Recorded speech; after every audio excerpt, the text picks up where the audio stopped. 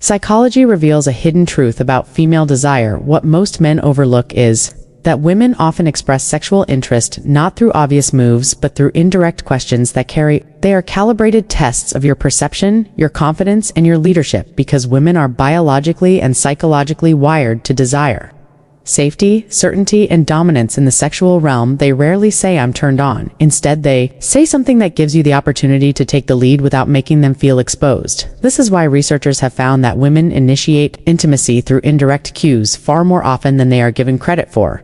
Understanding and decoding these cues isn't just about getting lucky, it's about building emotional safety, stimulating imagination, and guiding both of you toward a deeper, intimate experience.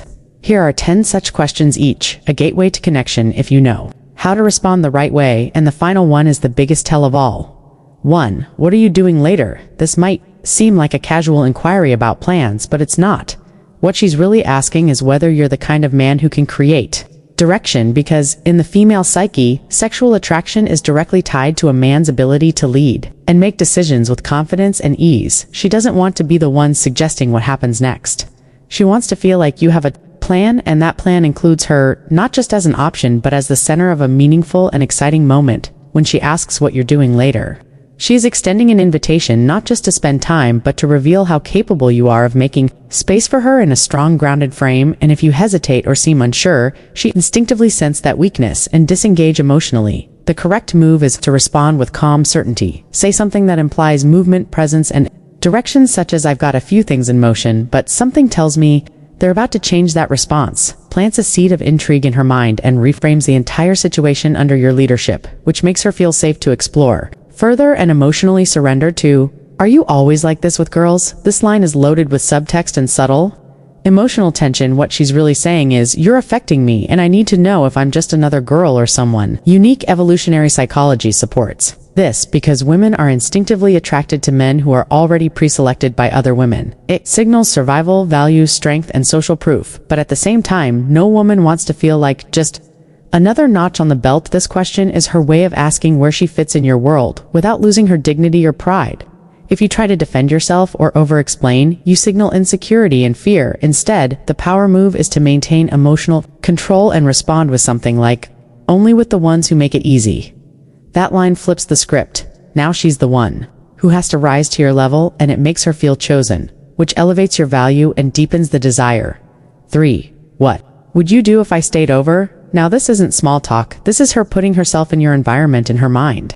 She's already visualizing your room, your presence, your energy, and she's wondering how you would handle that vulnerability. Her question is a test of both your sexual maturity and your emotional containment. If you react with excitement or jump on it too eagerly, you break the tension and make the moment feel cheap. Instead, respond with confident unpredictability. Say something like, "That depends on what kind of mischief you're planning to bring into my space." This keeps her emotionally engaged while allowing her to take the lead in fantasy without feeling judged. She will feel more free to express herself sexually when she knows you can handle it with poise. 4. Do you think I'm that kind of girl? This question is a classic example of emotional displacement. It's a protective mechanism. In case of rejection, it's her way of saying, "I want you to see me sexually, but I don't want to be blamed for it." If it doesn't go well, she's trying to reconcile the innocent version of herself with the part that wants to explore more raw and uninhibited desires, and your response has the power to either affirm or destroy that fragile internal balance.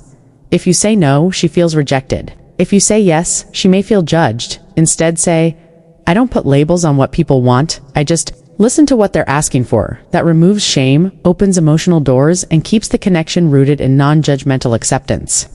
5. Why are you looking at me like that? This one means you've activated her body language sensors. Women are neurologically wired to detect subtle social and sexual cues faster and more deeply than men. This question means she's aware of your gaze and it's stirring something inside her. It's arousal, but it's also vulnerability. She wants to know what that look means, and she's hoping it means something thrilling because that would validate her growing desire. Now she's challenging you to hold that tension and step into leadership. Don't look away and don't explain, just hold eye contact and say, "Because you like it." That confirms her feelings and gives her permission to continue feeling them more deeply while trusting your presence. 6. Would you still like me if I was bad? This isn't a test of morals, it's a test of containment. This question represents a woman's inner conflict between the good girl society raised and the uninhibited self she secretly wants to express.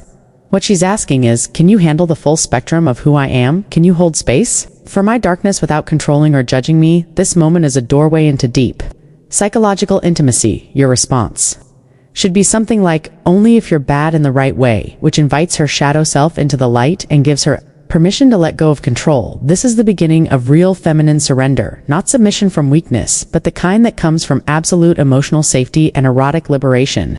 7. Do you always make girls feel like this? She's not asking about feelings, she's speaking through emotional language, because that's how her arousal works. Women become sexually open when their emotions are activated. First, this question means her body is already responding, and she's now searching for emotional context. If you try to reassure her with logical answers, it breaks the tension instead. Say only when they're in the right state of mind.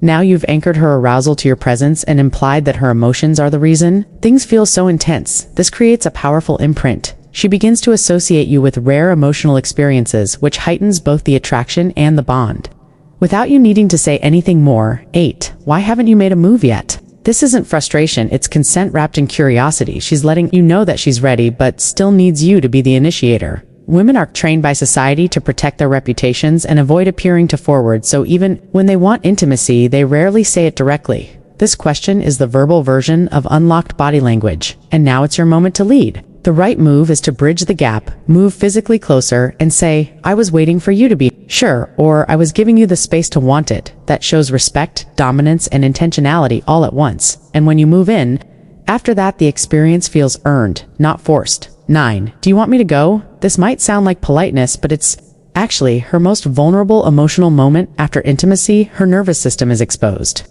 and she's scanning your tone, your body language, and your presence for any sign of rejection.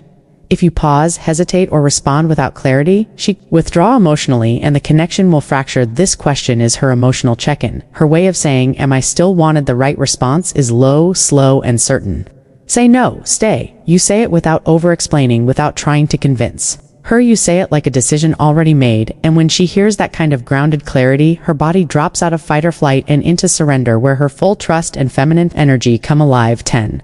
What happens if I do this? This is the final stage of feminine surrender. She has crossed the emotional bridge.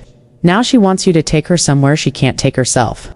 This question is her giving you control, her way of saying, show me, don't tell me. And it's not just about sex, it's about emotional and spiritual leadership. Your response needs to anchor her experience in certainty. Say then, I take care of the rest, and mean it. That's not a line, that's a container. It tells her she is now in the presence of a man who will guide, direct, and protect her through the journey of desire, and in that safety she can let go of fear, judgment, and inhibition, because she knows you're not reacting to her, you're leading her. These questions are never just questions. They are emotional feelers, sexual signals, and tests of your presence. The more you understand female psychology, the more you realize that desire doesn't start with the body, it starts in the mind. And when a woman feels emotionally safe, seen, and led with calm intentionality, her entire nervous system lights up with trust, curiosity, and passion. And that is when true desire awakens, not as a performance but as a surrender to someone who knows how to hold her completely without needing to control her. And that's the difference between a man who waits for permission and a man who creates the experience she's been secretly hoping for.